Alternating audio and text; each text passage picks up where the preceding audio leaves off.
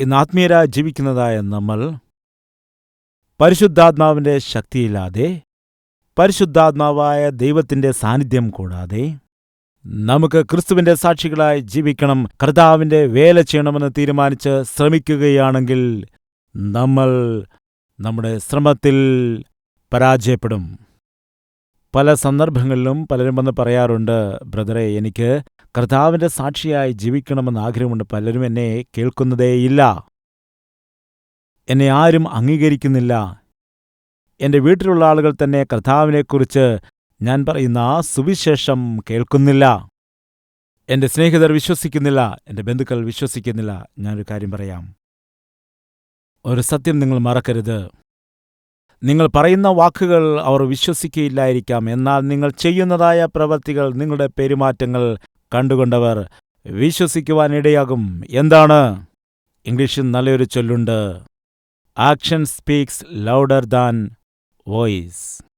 നിന്റെ വാക്കുകളേക്കാൾ അധികമായി നിന്റെ ജീവിത രീതിയാണ് നിന്റെ ചുറ്റുപാടുമുള്ള ആളുകളെ എപ്പോഴും സ്വാധീനിക്കുന്നത്. വഴിയരിയിൽ നിൽക്കുന്നതായ വഴിവിളക്കുകൾ ശബ്ദമുണ്ടാക്കുകയില്ല, എന്നാൽ പോകുന്നവർക്ക് വെളിച്ചം കൊടുക്കുന്നു. അതുകൊണ്ട് കർത്താവ് ആഗ്രഹിക്കുന്നതും അതാണ് കർത്താവ് പറഞ്ഞത്, നിങ്ങൾ ലോകത്തിന് വെളിച്ചമായി തീരണം.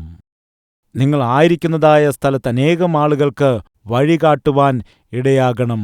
ആ വഴി കർത്താവായ യേശുക്രിസ്തു എന്ന വഴി ആയിരിക്കണം.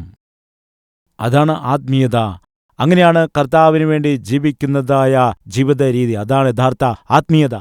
അതുകൊണ്ട് എല്ലാവരും കർത്താവിൻ്റെ സാക്ഷികളായി ജീവിക്കുക. കർത്താവ് നൽകുന്ന മാറ്റം പ്രവൃത്തികളിൽ കൂടി നിങ്ങൾ കാണിക്കുക. നിങ്ങളിലുണ്ടാകുന്നതായ മാറ്റം നിങ്ങളുടെ ചുറ്റുപാടുമുള്ളതായ ആളുകൾ കാണുമ്പോൾ നിശ്ചയമായിട്ടും അത് യഥാർത്ഥ മാറ്റമാണെങ്കിൽ അവരും ആഗ്രഹിക്കും നിങ്ങളെപ്പോലെ അവർക്കുമാകണമെന്ന്. നീ അനുഭവിക്കുന്ന സമാധാനം, നീ അനുഭവിക്കുന്ന സന്തോഷം, നീ അനുഭവിക്കുന്ന സ്വസ്ഥത അവർക്കും വേണം. നിന്നോട് ചോദിക്കും, അങ്ങനെയാകണമെങ്കിൽ ഞാൻ എന്തു ചെയ്യണം? അപ്പോൾ നിങ്ങൾക്ക് പറയുവാൻ കഴിയണം, കർത്താവായ യേശുക്രിസ്തുവിനെ സ്വന്തം രക്ഷിതാവായി സ്വീകരിക്കുകയാണെങ്കിൽ എന്നെപ്പോലെ നിങ്ങൾക്കും സമാധാനത്തോടെ, സ്വസ്ഥതയോടെ, സന്തോഷത്തോടെ ജീവിക്കാൻ കഴിയുമെന്ന്. അതുകൊണ്ട് നിങ്ങൾ എവിടെയായിരിക്കുന്നുവോ അവിടെ ദൈവത്തിൻ്റെ ശക്തമായ സാക്ഷിയായി ജീവിക്കണം. അതല്ലാതെ നിന്റെ വാക്കുകൾക്കോ നിന്റെ പ്രവൃത്തികൾക്കോ നിന്റെ ജീവിത രീതികൾക്കോ യാതൊരു മൂല്യവുമില്ലാത്തവനായി, ചുറ്റുപാടുമുള്ളവരെ നീ ആലയത്തിൽ വരുവാനായി ക്ഷണിച്ചാലോ മറ്റുള്ളവരോട് നീ സുവിശേഷം അറിയിച്ചാലോ നിന്റെ വാക്കവർ കേൾക്കുന്നില്ലെങ്കിൽ ഒരുപക്ഷെ നിന്റെ ജീവിതത്തിൽ ക്രിസ്തുവിനെ കാണാൻ കഴിയുന്നില്ലായിരിക്കും. ഒരു നിമിഷം നിങ്ങളെ തന്നെ പരിശോധിച്ചു നോക്കുക. കർത്താവേ, അങ്ങയുടെ യഥാർത്ഥ സാക്ഷിയായി ജീവിക്കാനുള്ള കൃപ എനിക്ക് തരണമേ, അങ്ങയ്ക്ക് വേണ്ടി വിശ്വസ്തയോടെ ജീവിക്കുവാനുള്ള കൃപ എനിക്ക് നൽകണമേ എന്ന് പ്രാർത്ഥിക്കുക.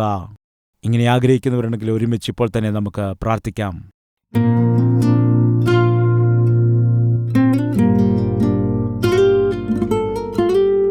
പരിശുദ്ധനായ ഞങ്ങളുടെ സ്വർഗീയ നല്ല പിതാവേ, ഇപ്പോൾ കേട്ട ഈ അനുഗ്രഹീതമായ വചനം കർത്താവേ, ഇത് കേട്ട് വിശ്വസിക്കുന്ന എല്ലാവരുടെയും ജീവിതത്തിൽ അത്ഭുതം ചെയ്യണമേ.